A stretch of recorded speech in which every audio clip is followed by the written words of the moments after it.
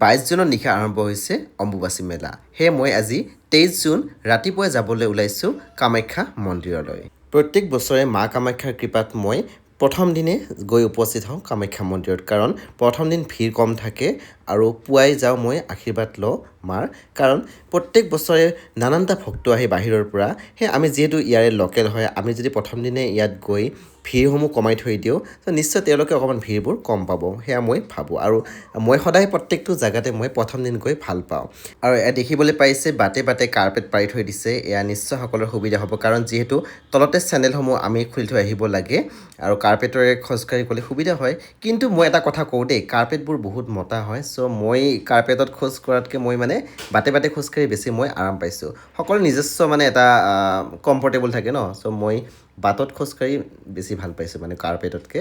যি নহওক আপোনালোকেও আহিব, আৰু ভাল লাগিছে মই গৈ, কাৰণ মই যিটো ৰাতিপুৱাই গৈছোঁ ন, মই অকণমান ফ্ৰেছ মৰ্ণিঙত কৰি যোৱা নিচিনা লাগিছে, ভাল লাগিছে। আৰু মই একচুৱেলি আগতেও আহিছোঁ, প্ৰথম দিন ইমান বেছি ভিৰ নাথাকে, কিন্তু এইবেলি প্ৰথম দিন ৰাতিপুৱাই মই যথেষ্ট ভিৰ পাইছিলোঁ, আৰু আপোনালোকে নিশ্চয় দেখিবলৈ পাইছে। আৰু অকণমান ভিডিঅ'ত মানে কম লাগিছে যদিও যথেষ্ট মানুহ আছে, সেয়া মই কৈছোঁ। আৰু যিহেতু মানে ওপৰলৈ গৈ আছোঁ, লাহে লাহে গৰমবিলাকো লাগি আছে, আৰু মই ঘামেৰে একদম লুতুৰি পুতুৰি হৈ গৈছোঁ, আপোনালোকে দেখিবলৈ পাইছে। ট'টেলি মানে ভিজি গৈছোঁ মই ঘামেৰে, আৰু ভালো লাগি আছে, কাৰণ মাৰ দৰবাৰলৈ আহিছোঁ, মাৰ ওচৰলৈ আহিছোঁ, মাৰ চৰণলৈ আহিছোঁ। সেইটো এটা ফূৰ্তি লাগি আছে যে কেতিয়া দৰ্শন হ'ব, কেতিয়া মানে তাত গৈ বহিব পাম, কেতিয়া সেৱা কৰিব পাৰিম, সেয়া ভাবি আছোঁ। লাহে লাহে গৈ আছোঁ, আৰু যোৱাবেলিৰ দৰে আমাৰ ৰাস্তাটো যোনটো দিছিলে এণ্ট্ৰি, সেইটোৱে দিছে। মানে পাণ্ডুৰ ফালে উঠি অহা যোনটো ৰাস্তা আছে, তেনেকৈ লগ হৈ পেলাই ওপৰলৈ যোনটো উঠি যায়, মানে কামাখ্যা মন্দিৰৰ বেক চাইডে এণ্ট্ৰি কৰি দিয়ে, সেইপিনে এণ্ট্ৰি হ'ব। তেনেকৈ গৈ আছোঁ লাহে ধীৰে সকলোৰে মাজে মাজে। আৰু মই তলতে ভাবিছিলোঁ যে তলৰ পৰা একদম ওপৰলৈ 1 ছেকেণ্ড কতো মানে মই নৰওঁ, চিধা চিধি যাম, মাৰ আশীৰ্বাদ ল'ম, সেইটো মোৰ প্ৰাণ লৈছিলোঁ। আৰু মই ক'তো ৰোৱাও নাই, সেইকাৰণে মোৰ বেছি টাইম নালাগিলে, জাষ্ট 55 মিনিট লাগিছে কমপ্লিট তলৰ পৰা ওপৰলৈকে। আৰু কণ্টিনিউ মই লাহে লাহে আহি আছোঁ, 55 মিনিট লাগিছে। চ' আহিলোঁ এনেকৈ। এতিয়া দেখিবলৈ পাইছে গেটখনেৰে এতিয়া এণ্ট্ৰি কৰিলোঁ মাৰ। 6:35 মানে মই ইয়াত সোমালোঁ আহি। তলত বা কিমান টাইমিংটো আছে সেইটো মই দেখুৱাব পাহৰি গ'লোঁ, কিন্তু 6:35 মই আহি মা কামাখ্যাৰ মন্দিৰটো পালোঁ। এতিয়া লাহে ধীৰে মানে দৰ্শন কৰিম। আৰু মই আহোঁতে মই বাটত প্ৰসাদ ল'লোঁ, সেইটো মই ভিডিঅ' কৰিব পাহৰি গ'লোঁ। প্ৰসাদ জাষ্ট মই লৈছোঁ, কাৰণ ঘৰলৈ আনিব লাগিব, আৰু যিহেতু মই ইয়াৰ পৰা অফিচত সোমাম, অফিচৰ ষ্টাফকো দিব লাগিব। আৰু মই অকণমান লৰালৰি কৰিছোঁ, কাৰণ মই ৰাতিপুৱাই আহিছোঁ আৰু মোৰ অফিচ আছে, ইয়াৰ পৰা মই ডাইৰেক্ট অফিচত যাম, অফিচৰ ছুটি নাই, আৰু গোটেইখিনি বস্তু মেনেজ কৰিব লাগে, গম পাইছে।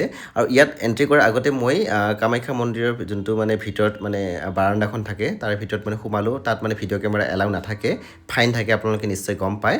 আৰু তাত মই ধুনীয়াকৈ সেৱা কৰিলোঁ, আশীৰ্বাদ ল'লোঁ, আৰু প্ৰসাদখিনি মানে তেওঁলোকে পূজা কৰি মোক দি দিলে। বৰ্তমান 6:49 হ'ল, মোৰ দৰ্শন হৈ গ'ল। এতিয়া ইয়াত যোনটো পিছপিনে মানে পানী এৰিয়াত মানে থাকে, তাত মই অকণমান গ'লোঁ, জাষ্ট পানীখিনি চুলোঁ। তাৰপিছত মাৰ ইয়াতে মানে য'ত ষ্টেপবিলাক থাকে, তাত বহি অকণমান মাৰ আৰাধনা কৰিম বুলি ভাবিছোঁ। এনেদৰে আগবাঢ়িছোঁ, তেতিয়াই ঘটিলে এটা বিপদটো কৰাৰ আগতে আপোনালোকে চাওক মই কি ৰূপত আহি গ'লোঁ। একচুৱেলি কি হ'ল, যেতিয়া মই ষ্টেপৰে গুচি গ'লোঁ, তেতিয়াই মানে পাৰ চৰাই এজনীয়ে মোৰ পিছপিনে অৰ্থাৎ টি-চাৰ্টত হাগি দিলে। তেতিয়াই মানে তপস্যা কৰি থকা এজন সাধুৱে মোক ক'ল, তুমি পিছপিনে যোৱা আৰু তুমি গা ধুই আহা, এনেকৈ দুবাৰ ক'লে।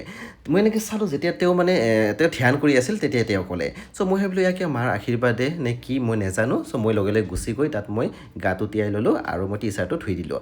যিহেতু মই অফিচলৈ যাম, মোৰ বেগত এটা মোৰ চাৰ্ট আছিলে, চ' মই চাৰ্টটো মই পিন্ধি ল'লোঁ। সেইটো হোৱাইট চাৰ্ট আছিলে অফিচৰ, মই পিন্ধি ল'লোঁ। মই এতিয়া ইয়াৰ পৰা মই ডাইৰেক্ট অফিচলৈ গুচি যাম। আৰু তাৰপিছত আহি পেলাই অকণমান মই বহিলোঁ তাত ষ্টেপত, আৰু অকণমান মাৰ আৰাধনা কৰিলোঁ, অকণমান মাক মানে পূজা কৰিলোঁ আৰু মনৰ ফালৰ পৰা। আৰু চ' এতিয়া মই লাহে লাহে যিহেতু মানে সময় আহি গৈছে, আৰু মই লাহে লাহে মই উভতিম, কাৰণ তলত নামিব লাগিব আৰু ইমান দূৰ যাব লাগিব। সঁচাকৈ মাৰ এই অম্বুবাচী মেলাত আহিলে এটা বেলেগ এটা এনাৰ্জি ফিল হয়, আৰু ইয়াৰ পৰা সঁচাকৈ গুচি যাবলৈ মন নাযায়, কিয় নাজানো। কিন্তু এনেকুৱা হৈছে পৰিস্থিতিত পৰি সময় নাথাকে, অফিচ আছে, যাব লাগিব। এয়া চাওক মই হোৱাইট চাৰ্টত আহি গ'লোঁ, আপোনালোকে দেখিবলৈ পাইছে। যিহেতু এতিয়া উভতাৰ সময়, কিন্তু মোৰ মনটো বহুত দুখ লাগিছে, কাৰণ মোৰ উভতি যাবলৈ একেবাৰে মন নাই। ইয়াত আকৌ মানে বহুত সময় মোৰ বহি থাকিবলৈ ইচ্ছা আছিল, যদিও সময় বহুত পাৰ হৈ গ'ল। আৰু এতিয়া মই যাব লাগিবই কাৰণ তললৈ যাব লাগিব তাৰপিছত মানে ইয়াৰ পৰা ভালেখিনি যাব লাগিব চ' এতিয়া মই যাবলৈ ওলালোঁ আৰু মোৰ ইয়াত আহি খুবেই ভাল লাগে আৰু মই প্ৰত্যেক বছৰে আহোঁ আপোনালোকৰ বাৰু আহি কেনেকুৱা লাগে আপোনালোকৰ অনুভৱখিনি মোৰ কমেণ্ট ছেকশ্যন লিখিবলৈ নাপাহৰিব পুনৰ লগ পাব আন এদিন নতুন ভিডিঅ'ত এতিয়ালৈ বাই বাই ভাল থাকক সুস্থ থাকক বাই